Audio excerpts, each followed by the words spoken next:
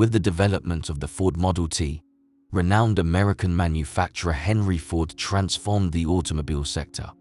Few people are aware of the modest beginnings of the man who would propel the creation of mass production. Though, guys, there is a small reminder. If you have not yet subscribed to my channel, don't forget to subscribe and press the bell icon so that you don't miss out on any newly uploaded videos. And hang on till the end of the video, so you don't miss any part of this interesting story. His life is a monument to the strength of tenacity, creativity, and unwavering pursuit of one's goals.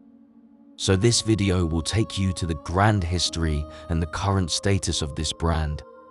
Henry Ford, the son of William and Mary Ford, who had a successful farm in Dearborn, Michigan, was born in 1863. At the age of 16, he moved away from his home to the adjacent city of Detroit, where he secured an apprenticeship job as a machinist. After 3 years, he moved back to Dearborn to work on the family farm, but he continued to run and maintain steam engines and occasionally take shifts in factories in Detroit. Then he married Clara Bryant in 1888, who was raised on a nearby farm. Ford ran a sawmill for a number of years after being married to provide for both of them. He and Clara returned to Detroit in 1891, when he was employed as an engineer by the Edison Illuminating Company. He advanced swiftly through the ranks and was given the position of chief engineer 2 years later. Edsel Bryant Ford, the couple's lone child, was born to Clara at about the same time. He finished his quadricycle, which he dubbed it, in 1896.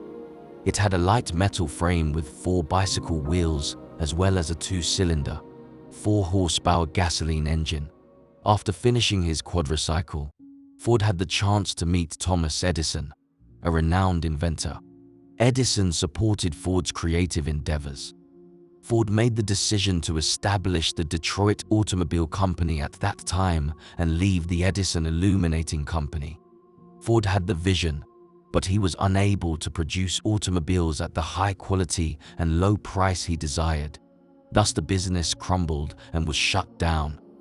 Ford considered auto racing as a fresh outlet after feeling defeated by this failure. He created a 26-horsepower car, which was a big success. Investors finally had a reason to support Ford and put money into his future after hearing this. Ford founded the Henry Ford Company in 1901. The situation at the company ended up being problematic. Ford left the business after Henry M. Mellon was hired as a consultant 1 year after it was founded. Ford didn't agree with the choice. The business was renamed the Cadillac Automobile Company while Ford was away. Ford thrived in the racing industry even after leaving the firm. He built the 999 race car, which had more than 80 horsepower and was incredibly successful. Once more, he founded a brand new vehicle business, this time in collaboration with the co-dealer Alexander Y. Malcolmson. Sales weren't as strong as Ford had anticipated. By attracting more investors, his colleague Malcolmson was able to preserve the business. Ford had indisputable brilliance, but John S. Gray took over as president of Ford Motor Company because of Ford's unpredictable disposition. Ford was achieving more and more in the realm of racing. A national press trip was organized by Barney Oldfield, a race car driver, to celebrate Ford's 999 model breaking a speed record. The Ford name and brand gained popularity in the US as a result of this tour. Ford's finest accomplishment made its debut in 1908. There had never been a vehicle like the Model T. The steering wheel was located on the left for the first time. The car was simple to operate and convenient to maintain, with an unclosed engine and gearbox.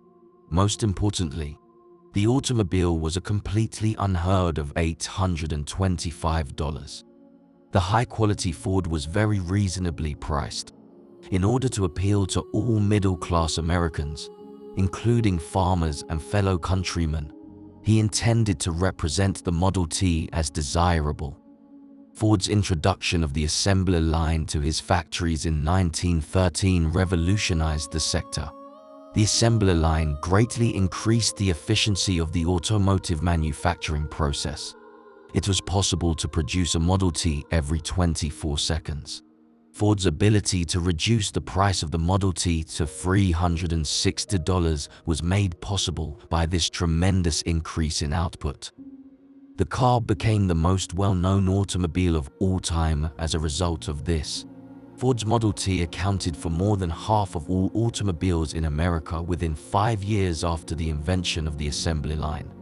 After achieving this goal, he gave his only son Edsel Ford the company's leadership. He kept a careful check on his kid and, when necessary, overrode some of his choices. Then, the father-son team made the decision to stop producing the Model T and start working on the Model A.